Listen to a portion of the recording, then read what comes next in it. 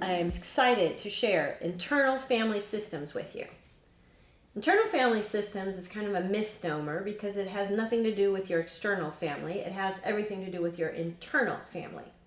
The creator, the founder of internal family systems is Richard Schwartz.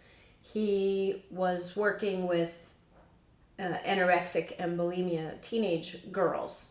And they kept saying, a part of me this, and a part of me that, and a part of me this. And he's like, what are these? It's hard enough to understand teenagers. But can you imagine understanding them at a deep level with a mental emotional illness? Now you're really digging deep. Like, what are they saying? So he started inquiring, and that's where the birth of this teaching came from. It is also related to some other teachings and teachers in the psychological history, and he drew from that, but this missing piece was what brought it all together. Dick Schwartz is a compassionate man. He's a very simple man. He's scientific in his approach. When he and I get into spiritual discussion versus, just kind of the facts, ma'am, he kind of looks at me like, that's a possibility, but I'm not so sure. Over the years, though, he's really starting to understand the spiritual aspect of this practice. The premise of internal family systems is that we have parts inside of us. We have our true self, which is our best, most chill, easygoing, Buddha-like, Christ consciousness, higher soul version of ourself. And there's no agenda in that. There's no preference, there's no likes or dislikes, like nothing. You can't get that one activated. It just stands there and loves. So it's usually a silent part of us until we get into the dirt, and then it says, okay, everyone turns to that one and says, what do we do now? Who's leading around here? So if we feel like we're moving through life and there's no leadership, it's because the true self has been buried. There's parts of us that are always active. So all those voices in your head, and you think you're crazy and you don't want to tell anybody that you're listening to nonsense all day long? It's not a monologue. It's actually more than a dialogue. There's several parts talking all day long. So if I have a critical part, and I used to have a very high critic inside, and the critical part, everything I did, oh, that's a mistake. Oh, you're doing that wrong. Oh, this is wrong. All day long. I was like, I could not get a break. So I was being highly critical of myself because I didn't want to get in trouble, is the reason why, because I got in trouble a lot. So in order to thwart getting in trouble, I hired a critical part of me to make sure I was doing everything as right as possible so I could avoid getting in trouble. But in the meantime, the critical part was stressing me out. So for years, we can go living with these parts. People can have angry parts. People can have very low self-esteem part.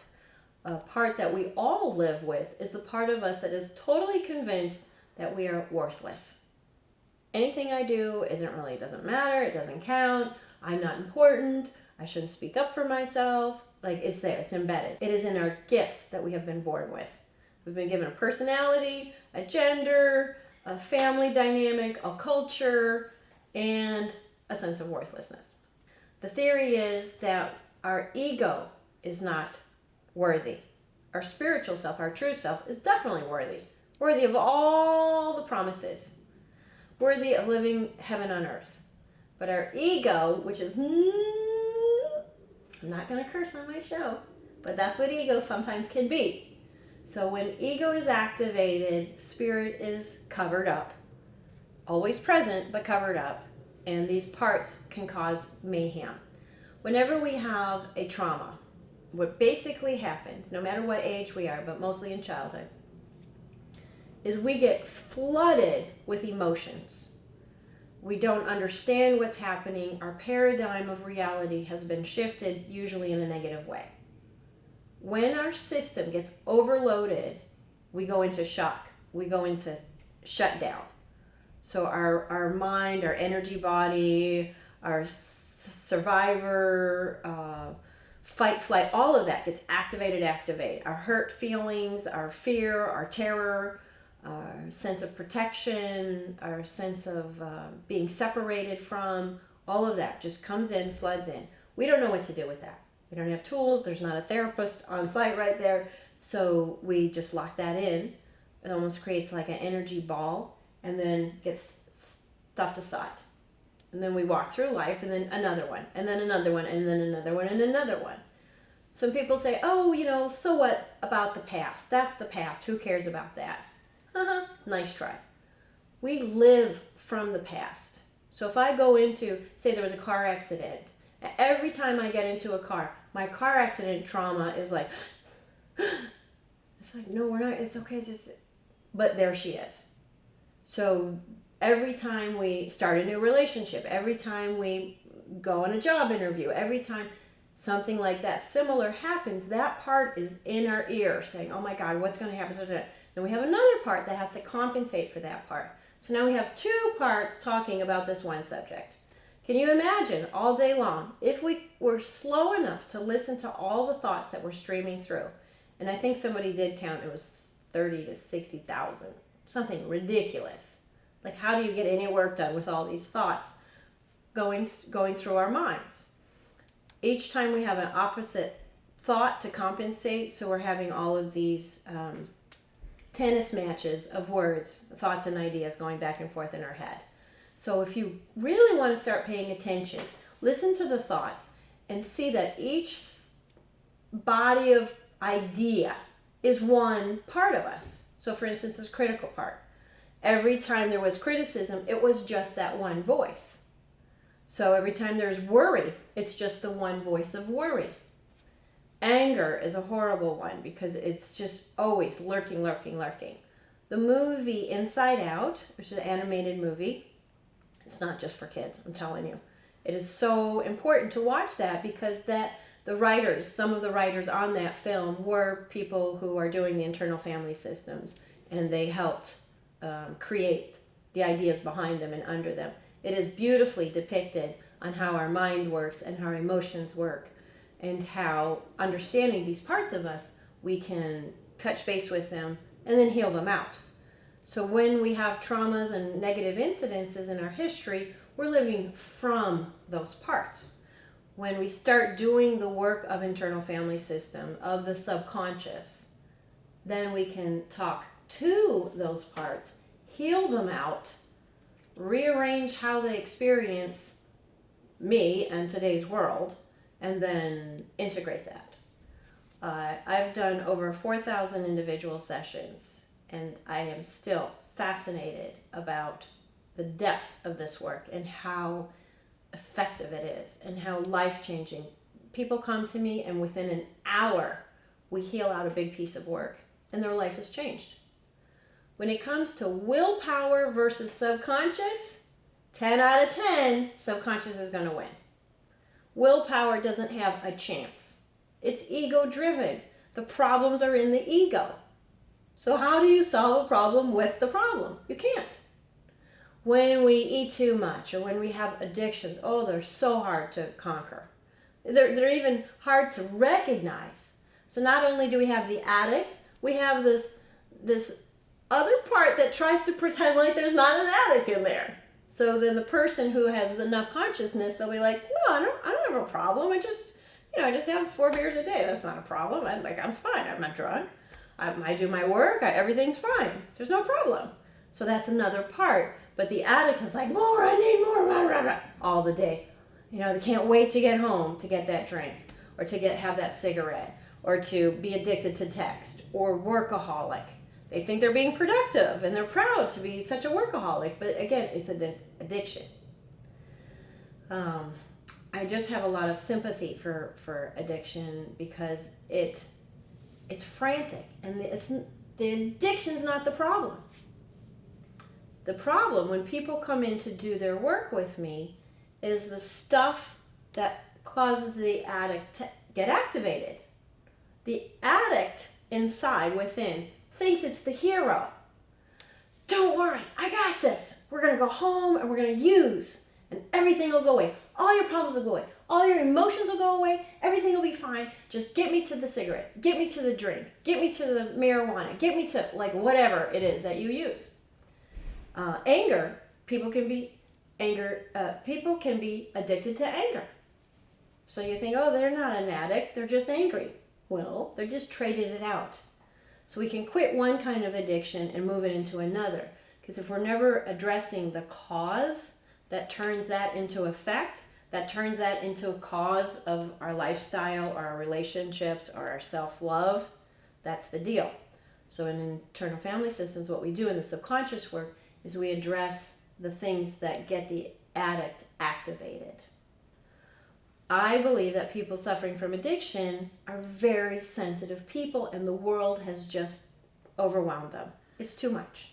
Too many emotions, too many disconnections, misunderstandings, gentle children, so sweet, but aggressive parents, or the world's a scary place and they can't handle it, so they run into using. So I think drugs and alcohol are so prevalent in teenagers because that's what's available. Subconscious work isn't really available in the mass consciousness. Prayer, meditation, it's not really available. Drugs and alcohol, whoop, cigarettes, there they are. So that's addiction, and that's how that one works.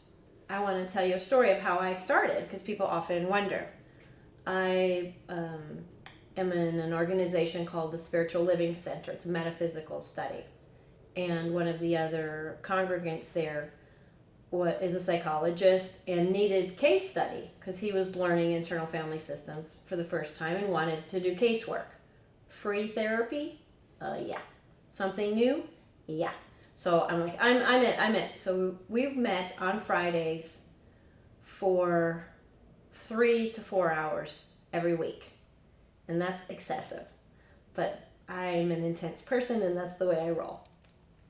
Usually the recommendation is 1 hour session every other week. And then we would talk fast, so really a bunch of stuff was happening. I was doing the equivalent of 4 sessions per week for 1 year. So, that's like, I don't know how to do the math on that, but it was a lot.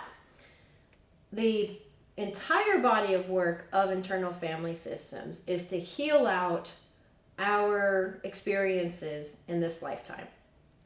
So any bad things that happened along the way. What also happens is it doesn't have to be a terrible experience. It can be a time and a place where we just decided, oh, that's the way it is? Okay then. And we promise ourselves, I will never again do this, or I'm not going to let that get to me. So somebody who I now understand, I'm a very sensitive person, and by the time I hit 12, I was some hard blankety blank because I've had it.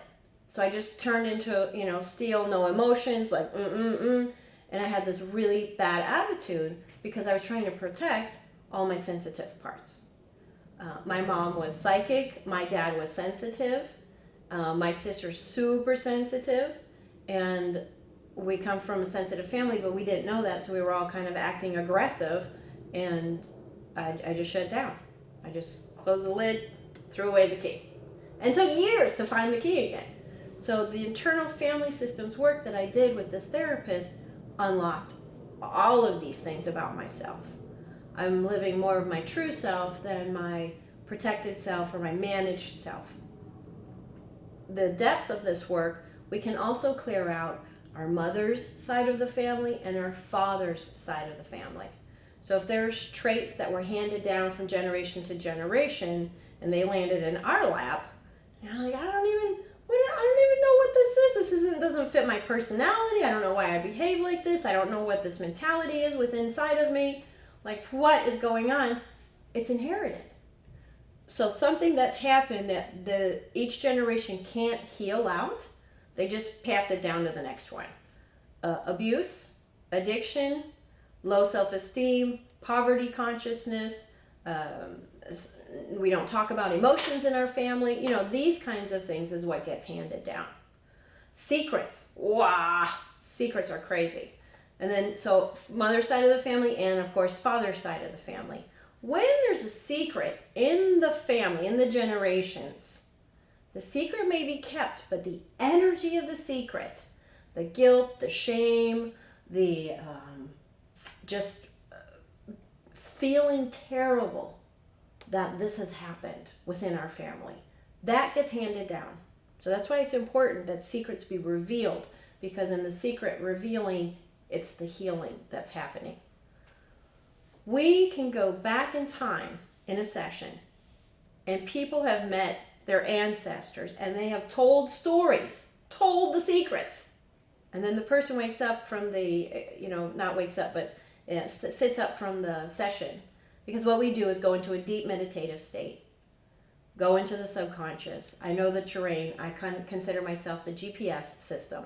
I know how things go. I know what the patterns are. So I will walk the person through, and we'll call in different parts of that person. But in this case, we'll call in an ancestor. They'll tell the secret. And then when the person sits up after the session, connecting the dots. Oh, oh, oh, oh, oh, oh. So it's as if we go through life looking at, remember the dot-to-dot pictures? But if you just see a bunch of dots and there's no numbers on there, and there's no start. And we just look at our life and we go, what is this? What is this? But when we do the internal family system, the numbers start popping in and the start shows it. And then all of a sudden you're like, oh my God, this makes perfect sense. Now I understand. All these unanswered questions, now I understand. So that's a great example of how our life starts getting put back together when all of these parts of us get pulled out because they've been hurt or because they've been told something that's not true about ourselves. And wonderfully enough, there's been situations where the person who does the ancestor work goes back to the grandma or grandpa and verifies. They're like, how did you know? Well, yes. Well, and then they tell, and then there's even a greater healing. When we do our healing work, it actually helps the ones who have come before us and the ones who go after us. It is the individual who says that's enough about whatever that topic is that's moving through their system. And they're the ones who say, I'm strong enough to face this thing. I'm strong enough to change this thing. I do not want this anger to be passed down to my family anymore. Even if the person coming in doesn't have children, their nieces and nephews and cousins and so on all still get affected because it's a family legacy that's being altered. And sometimes we're like, oh, why is this so hard? I'm one person, I've done these 4 things, why is this so hard? It's not just your life that you're dealing with. You're dealing with an avalanche of the hand-me-downs that you've inherited. So it's almost like we have this work being brought forward that we have to heal. Now, we don't have to, but that we want to heal to relieve ourselves of the burden that no other generation has been able to do so. Very often, we'll talk to people who have passed. So fathers and mothers and siblings and exes and so on. Conversations that haven't happened that need to still happen. We have those kinds of conversations. Then, my favorite part is the past life work. When I was on when I began my spiritual path, I was always like, oh, past life, God, that's going to be so cool. I wonder what I was. I wonder how I've been. But we forget on purpose. It's a really good thing that we don't remember our past lives. We have enough garbage in this current life, I promise you. So when we can clear that out and start clearing the ancestor stuff out and the past life out, then the purification process is fantastic.